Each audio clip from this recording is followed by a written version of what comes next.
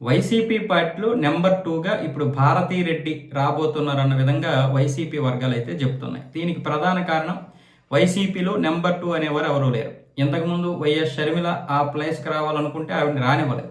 తర్వాత జరిగిన పరిణామాలు మనం చూసాం. తర్వాత విజయసాయి రెడ్డి గారు వచ్చారు. ఆయన పార్టీని విడిచి వెళ్ళిపోయారు.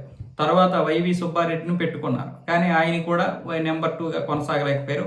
ఒక ప్రాంతానికే పరిమితం అయిపోయారు. ఆయన మాటలు కూడా ఎవరు వినేటటువంటి పరిస్థితులు లేరు. ఇప్పుడు నెంబర్ 2 ఎవరు అనే దాని మీద పెద్దగా అక్కడ పోటీనూ లేదు. అలాగని వైఎస్ జగన్కి ఆ నెంబర్ 2తో పని లేదు. కానీ ఇక్కడ కుటుంబ సభ్యుల్ని నెంబర్ 2గా పెట్టుకుంటే వీళ్ళు ఏదైనా పని చేసేటప్పుడు అంటే వేరే పనిలో బిజీగా ఉంటే ఇక్కడ నెంబర్ 2గా ఉన్నటువంటి వారు పార్టీని నడిపించే అవకాశాలు ఉంటాయి. కానీ ప్రతి పార్టీలో చూసుకున్నట్లయితే నెంబర్ 2గా ఎవరు ఉన్నారంటే వాళ్ళ కుటుంబ సభ్యులే ఉన్నారు.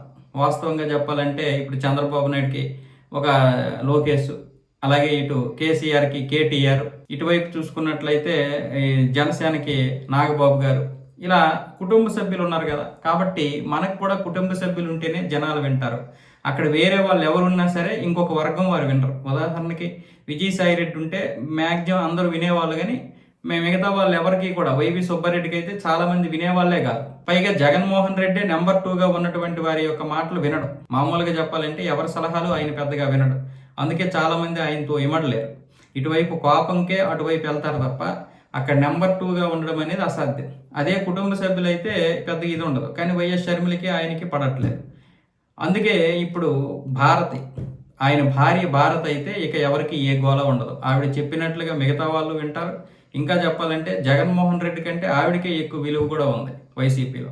సో ఈ నేపథ్యంలో ఆవిడ కనుక రాజకీయాల్లోకి వచ్చి నెంబర్ 2గా ఉంటే ఈయన వేరే బిజీగా ఉన్నా పర్వాలేదు, వేరే పనులున్నా చేసుకోగలుగుతాడనే ఉద్దేశంతో ఇప్పుడు ఈవిడిని తీసుకురావడానికి ప్రయత్నాలు జరుగుతున్నాయి. అయితే ఇక్కడ ఇంకొక విషయం ఏంటంటే కడపలో ఉన్నటువంటి ఎంపీగా ఉన్నటువంటి అవినాష్ రెడ్డిని తీసేసి అక్కడి నుంచి భారతిని పోటీ చేసి ఆవిడ్ని లోక్సభకు పంపించాలని చూస్తున్నారు. ఇక్కడ 2 కారణాలు. ఒకటేమొచ్చేసి అక్కడ బలంగా వాళ్ళ కుటుంబం ఉంటుంది. రెండోది ఏమొచ్చేసి ఇప్పుడు అవినాష్ని మళ్ళీ నిల్చోబెడితే మళ్ళీ ఆ బాబాయ్ హత్య కేసు గురించే మాట్లాడతారు. ఇటు వైఎస్ షర్మిల అదే మాట్లాడుతుంది, అలాగే అటు తెలుగుదేశం కూడా అదే మాట్లాడుతుంది.